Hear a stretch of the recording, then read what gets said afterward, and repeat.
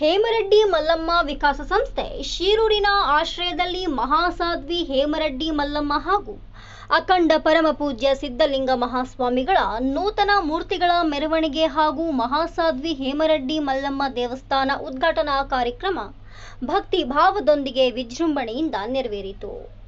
ಈ ದಿವ್ಯ ಕ್ಷಣದಲ್ಲಿ ಶ್ರೀ ಶ್ರೀ ಶ್ರೀ ವೇಮನಾನಂದ ಮಹಾಸ್ವಾಮಿಗಳು ರೆಡ್ಡಿ ಗುರುಪೀಠ ಎರೆಹೊಸಳ್ಳಿರವರ ದಿವ್ಯ ಸಾನ್ನಿಧ್ಯ ಲಭಿಸಿತು.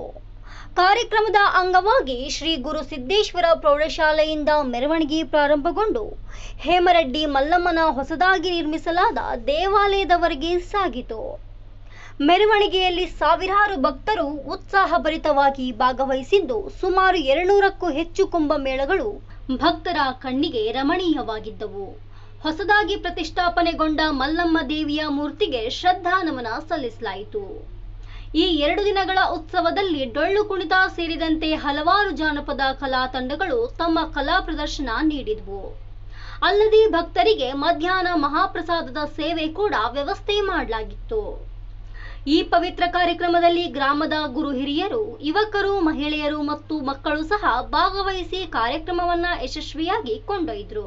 Bureau report Shivananda, Chalukya times, Bagalkot.